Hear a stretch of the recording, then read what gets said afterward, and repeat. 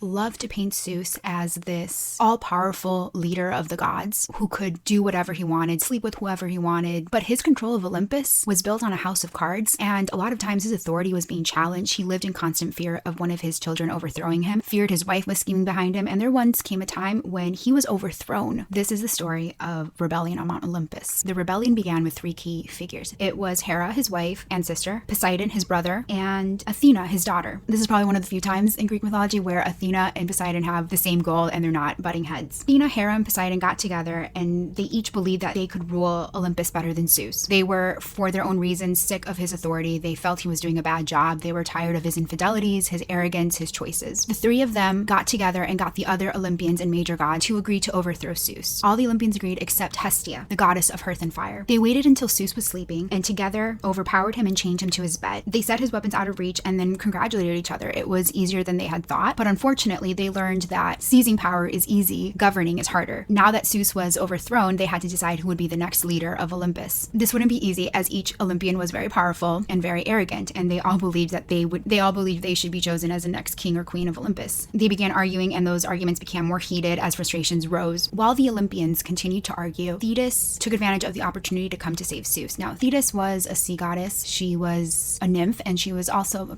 probably, of course, best known for being the mother of Achilles. She noticed the gods were arguing. She went down to Tartarus and appealed to Briareus. All you have to know about Briareus is that he was a huge giant, 100-handed giant of the Titans. He had always been a loyal defender of Zeus and had been one of the turning tides in the great battle between the Titans and the Olympians. With his help, Thetis was able to sneak into Olympus and free Zeus from the chains the Olympians had imprisoned him in. Once he was freed, Zeus stepped into action immediately. He was furious. He confronted the other Olympians. They backed down, not daring to challenge him face to face, sort of being caught off guard. Zeus quickly reclaimed his position as supreme ruler and forced all Olympians to vow that they would never again challenge his power. But for a brief time, he was overthrown and likely would have stayed overthrown if Thetis hadn't intervened, if she hadn't come to his defense. It was from this action that Zeus owed her a favor, and they have one of the greatest situationships in Greek mythology. He had pursued her for some time, backed off when a prophecy said that a child born to her would be greater than their father, so he did not want to risk having a child that would overthrow him. Yet they often came to each other's defense, and because he owed her a favor from this situation, years later during the Trojan War, when she comes to him asking for help for her son, appealing to him several times to help Achilles to turn the tide of war in favor of the Greeks, Zeus listens because he owes her for this.